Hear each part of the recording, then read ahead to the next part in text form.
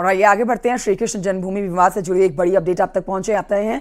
Allahabad high court में इस मामले की सुनवाई होगी। हिंदू पक्ष आज भी बहस जारी रखेगा। सुबह 11:30 बजे इस मामले की सुनवाई होनी है। 2 दिन में सुनवाई पूरी होने की उम्मीद बताई जा रही है।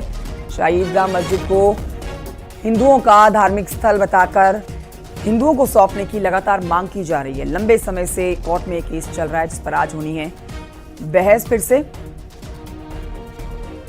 सर्वेश दुबे हमारे सहयोगी और जानकारी के साथ फोन लाइन पर इस समय मौजूद हैं। सर्वेश दुबे, श्री कृष्ण जन्मभूमि विवाद जिस पर हम बता रहे हैं कि इलाहाबाद हाईकोर्ट में इस मामले पर सुनवाई होनी है, बेहद महत्वपूर्ण आज इस सुनवाई को लेकर दिन, तो क्या सुनवाई आज हो सकती है? दोनों पक्षों को सुना जाना है आज, और कितने बजे कार्रवाई शुरू होगी कोर्ट की? देखिए, मैं आपको बता दूं कि मथुरा विवाद से जुड़ी हुई 18 याचिकाओं पर इलाहाबाद हाईकोर्ट में अयोध्या विवाद की तर्ज पर सुनवाई चल रही है। यहाँ पर ट्रायल चल रहा है और मुस्लिम पक्ष की बहस पूरी हो चुकी है, हिंदू पक्ष की बहस चल रही है। पिछली सुनवाई पर भी हिंदू पक्ष की ओर से बहस की गई थी। आज सूट नंबर 9 और 2 अन्य अर्जियों पर बहस की जानी है। 11:30 बजे जस्टिस मयंक कुमार जैन की सिंगल बेंच में मामले की सुनवाई शुरू होगी। दरअसल इसमें शाही ईदगाह मस्जिद और श्री कृष्ण जन्मभूमि विवाद को लेकर यह कहा गया है कि जो विवादित जगह है वो हिंदुओं को सौंप देनी चाहिए। तमाम इसमें पूर्व के आदेशों का भी हवाला दिया गया है और अभी फिलहाल हाईकोर्ट में इन अर्जियों की पोषणीयता पर बहस चल रही है, यानी मेंटेनेबिलिटी पर बहस चल रही है। मुस्लिम पक्ष ने इनकी पोषणीयता को चुनौती दी है ऑर्डर 7 रूल 11 के तहत, और उसी पर अभी बहस चल रही है। अभी यह तय होना है कि यह केस चल सकते हैं या नहीं चल सकते हैं, उसके बाद आगे के विवाद पर कोर्ट सुनवाई करेगी। तो फिलहाल आज की सुनवाई इसलिए अहम है कि मुस्लिम पक्ष की बहस पूरी हो चुकी है और माना जा रहा है कि 2 दिनों की तक अगर सुनवाई होती है तो हिंदू पक्ष की बहस भी इस मामले में पूरी हो जाएगी। सर्वेश दुबे, आप इस खबर पर नजर बनाए रखिएगा, इस सुनवाई पर नजर बनाए रखिएगा। फिलहाल की जानकारी के लिए आपका शुक्रिया।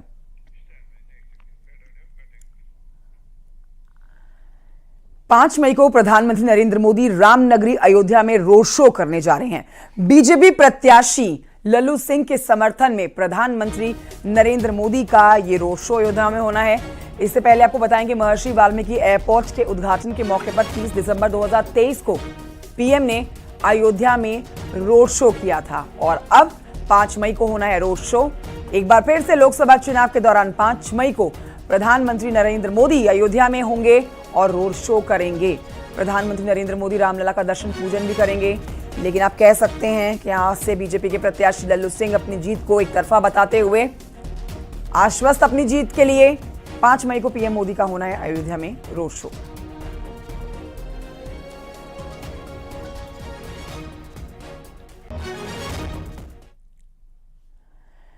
उधर लोकसभा चुनाव में सीएम योगी की भारी डिमांड है। अपने ही प्रदेश में नहीं और प्रदेशों में भी मुख्यमंत्री काफी डिमांड में रहते हैं।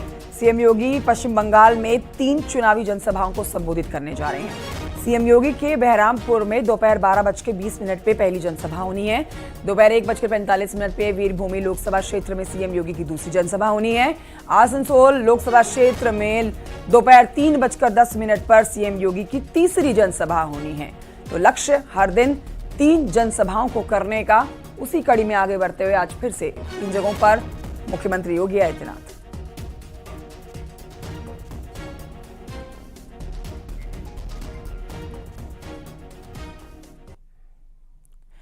और आइए आगे बढ़ते आपको बताते हैं डिप्टी सीएम केशव प्रसाद मौर्य आज झांसी और बरेली में प्रचार करने वाले हैं। उप मुख्यमंत्री केशव प्रसाद मौर्य झांसी में सुबह 11 बजे बरेली बीजेपी प्रत्याशी के नामांकन में शामिल होने वाले हैं। इसके बाद केशव प्रसाद मौर्य दोपहर 2 बजे बरेली में आयोजित युवा सम्मेलन को संबोधित भी करने वाले हैं।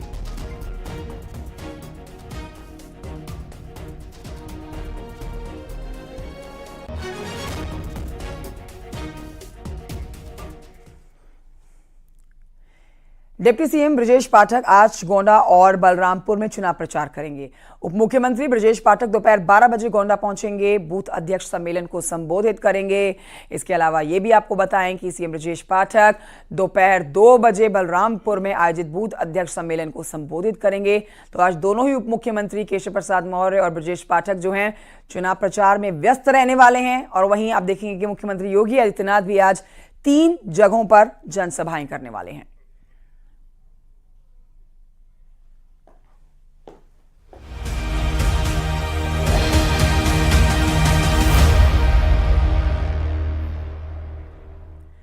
न्यूज 18 के एक्सक्लूसिव इंटरव्यू के दौरान पीएम मोदी ने राहुल गांधी पर पलटवार किया है। ये आपको बड़ी जानकारी दे रहे हैं। उन्होंने कहा है कि वो प्रधानमंत्री को गाली देते हैं, राष्ट्रपति पर भी कटाक्ष करते हैं।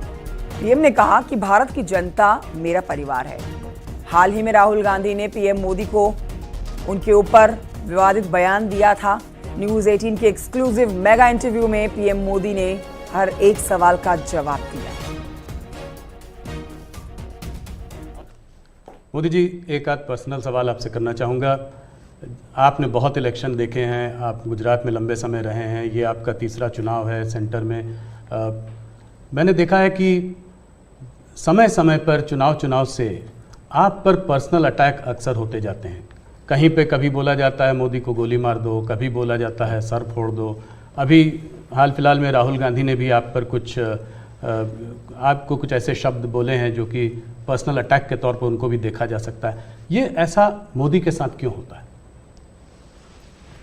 मोदी के साथ क्यों हो रहा है इसका जवाब तो मेरे पास नहीं है, लेकिन ये सवाल मोदी को क्यों पूछना चाहिए? ये सवाल इस देश में चर्चा का होना चाहिए कि सार्वजनिक जीवन में आखिर मोदी का गुनाह क्या है? वो पीएम बना वही गुनाह है ना। मतलब आप जो भी गाली देते हैं प्रधानमंत्री को दे रहे हैं।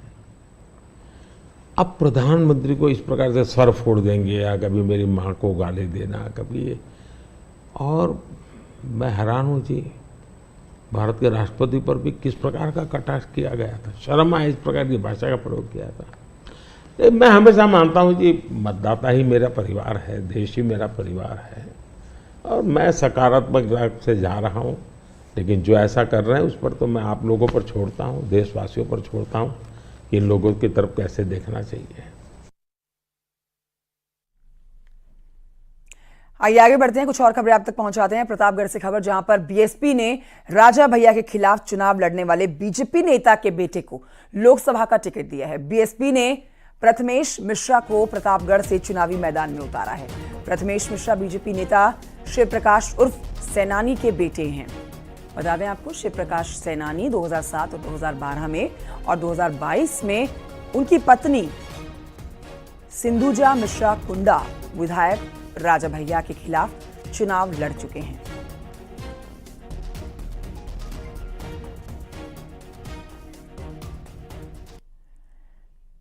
उधर गाजीपुर से समाजवादी पार्टी के प्रत्याशी अफजाल अंसारी की बेटी नुसरत अंसारी चुनाव प्रचार में जुटी हुई हैं। Nusrat Ansari door to door चुनाव प्रचार करती हुई आपको नजर आएंगी। नुसरत अंसारी का शिव मंदिर में पूजा करते हुए एक ये तस्वीर भी सामने आई है। गाजीपुर की एमपी एमएलए कोर्ट से अफजाल अंसारी को 4 साल की सजा हुई थी, जिसकी हाई कोर्ट में सुनवाई चल रही है। हाई कोर्ट में 2 मई को इस मामले पर सुनवाई भी होनी है। हाई कोर्ट सजा बरकरार रखती है तो अफजाल अंसारी के चुनाव लड़ पाने पर असमंजस बन जाएगा, या फिर आप कह सकते हैं कि वो चुनाव नहीं लड़ पाएंगे। उनकी चुनाव लड़ने की, साथ ही उनकी सदस्यता चली जाएगी। कयास लगाए जा रहे हैं कि तब उनकी बेटी चुनाव लड़ सकती है, और इसीलिए देखिए चुनाव प्रचार में जुटी हुई है नुसरत अंसारी।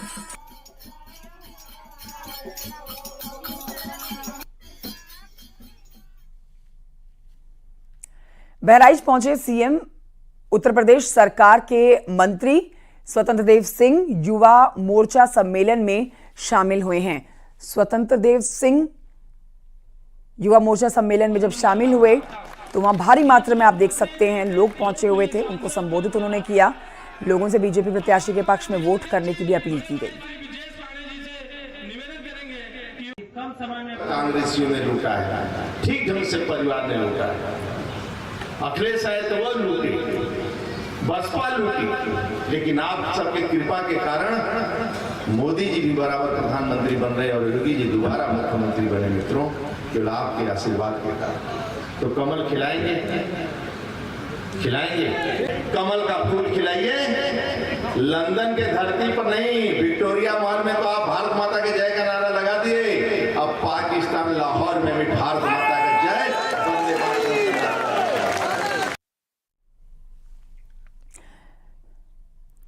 आजमगढ़ संसदीय सीट से समाजवादी पार्टी के प्रत्याशी धर्मेंद्र यादव 1 मई को अपना नामांकन दाखिल करने वाले हैं।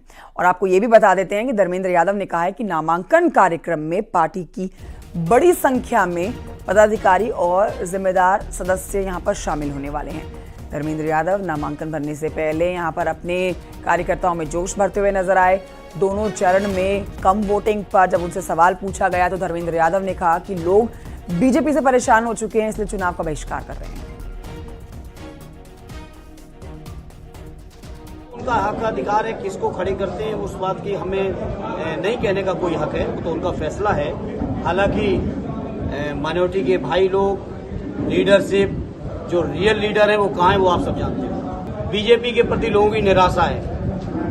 बहुत लोगों ने, कई वर्गों ने अभी खड़े होकर सभाएं करके बहिष्कार किया है और इसी बात से परेशान हैं। मुरादाबाद में बीजेपी के राष्ट्रीय महासचिव दुष्यंत गौतम सड़क हादसे में घायल हुए हैं और उन्हें मुरादाबाद के टीएमयू अस्पताल में भर्ती कराया गया है। शाहजहांपुर से दिल्ली जाते वक्त यह हादसा हुआ है।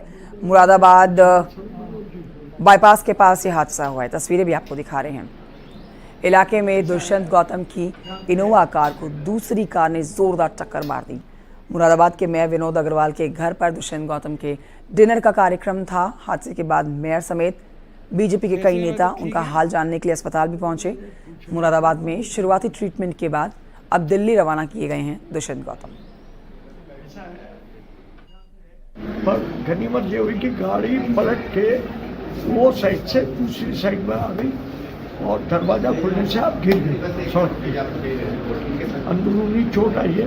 अब इनकी तबीयत कैसी है? और एक्सरे करा दिया है, अल्ट्रासाउंड करा दिया है, सारी MRI वगैरह चेकअप करा दिया है। डॉक्टरों ने कहा है कि सीरियस वाली है, ऐसी कोई बातचीत नहीं है, पर अभी आराम की जरूरत है। इन्हें कम से कम हफ्ता 10 दिन आराम करना पड़ेगा क्योंकि रिब्स में, रीढ़ की हड्डी में चोट है। एक छोटे से ब्रेक के लिए रुकना होगा, जल्द लौटें।